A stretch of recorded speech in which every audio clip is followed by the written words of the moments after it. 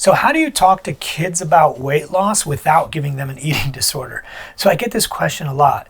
I have a child who's maybe 10, 13, 14, even 20 years old, whatever it might be, or 7 or 8, that is overweight, and I want them to lose weight, but I don't want to give them an eating disorder. Now, first of all, I want to tell you, I'm not a child's therapist or a psychiatrist at all. I know a lot about weight loss, and I have children from the age of 5 all the way up to 14, 15. So the biggest thing with kids is you want them to have a healthy and good relationship with food. And I talk a lot about this, having a good relationship with food. The most important thing is having them understand that food is food. Don't assign a moral value to food. Ice cream is not bad. Pizza is not bad. Kale is not good. Brussels sprouts is not good. All of these things can be good or bad if they're used inappropriately, just like the internet. The internet is not good or bad. You can use it for good or bad things, just like a car, just like a gun or a hunting rifle. Anything in life you could use usually for very, very good things or very, very bad things. So I don't like assigning moral value to food. Like, kids shouldn't think that salad and lettuce and kale and quinoa are the only healthy good things in the world. Cereal and sugar and pop and pizza are bad. Sort of like how we talk to type 1 diabetic kids. Back when I was in residency, we had a lot of kids with type 1 diabetes, and we wouldn't, like, if they wanted to go to an ice cream party or birthday party, we wouldn't tell them, oh, don't eat any ice cream or cake. No, eat the ice cream and cake and just cover it with insulin. If you eat this many carbs, you need this much insulin. You don't make any. Inject yourself with the extra amount of insulin. So the same thing kind of goes with kids. You want them to eat a balanced diet that's the proper amount of calories for them, but also you don't want them to feel deprived. You don't want to go to a birthday party where your kid is the only kid pushing away the ice cream, saying, oh, I can't have ice cream, my mom says it's bad. Like, that's a horrible way to live, and a horrible way, I mean, not horrible, but a very negative way of, like, you're always battling food. You feel like you're always fighting with food, fighting your diet, fighting with social outings, fighting with pizza and pop and whatever it might be. You don't want your kids always thinking, I'm fighting with this. Maybe I'll do a video with one of my kids. But the key is having them develop a healthy relationship with food. Like, listen, food is food. It's various different combinations of macronutrients. Jelly donuts are fried carbs, so it's fat and carbs.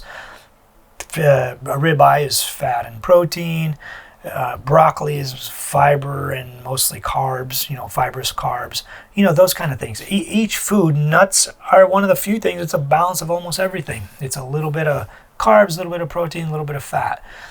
So you want kids to view things in that way, but that might be like even way beyond their understanding. Kids are not going to sit there and think, oh, I need protein. Oh, I need a little bit of carbs. No, they're going to think, I want to eat. So tell them, eat what you want. It just can't be like crazy. Like, sometimes, a kid will come and be like one of my kids will come up and say, you know what? I only ate half my sandwich because I want to have some ice cream later today. Okay, that's a good trade-off. That's really good. That's positive thinking. That's budgeting.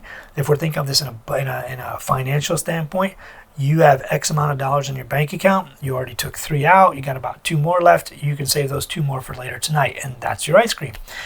So that makes sense. The worst thing you can do is start assigning moral value to food and telling kids, no, this is bad. No, this is horrible. Don't ever eat carbs again. Don't ever eat fat again. Don't ever eat ice cream again. You're going to give your kids a eating disorder, and they're like, oh my God, I'm weighing myself every day. Oh my goodness. Oh my God. Yeah. And your kid's going to have an eating disorder, and it's going to be really, really hard to break out of that, especially when you start doing this at like 7, 8, 9 years old. When they get into their teenage years, they start comparing themselves to their peers, and oh my God, look at my stomach, and oh man, so-and-so got chubby. Like, no, just stop. First of all, you got to teach your kids, we don't talk about how people look. We don't talk about how they dress. We don't talk about how skinny or fat they are, or any of the like outwardly descriptors. Yeah, this kid is a kid, and they're either a good person or not as good of a person as some other person, like whatever it is. But you don't talk about people's outward appearance, their fitness level, how they dress or don't dress. Some people may not be able to afford dressing this way or not, or they like dressing that way. Who cares? What's it to you? But either way, the point is, you got to be able to talk to kids about food properly without giving them an eating disorder. Now, of course, if they have an eating disorder, some of them are very, very, very serious, like bulimia and anorexia. You have to get them to a food therapist, or like a therapist or a psychiatrist that specializes in food. and eating disorders. That's the biggest thing. Don't listen to anything I said. Talk to your food therapist or psychiatrist about eating disorders. That's going to be your most important resource, and just do what they say. I do have a lot of resources below. Just grab some of them. Most of them are actually free. Please send this to somebody who needs to hear it. Thank you.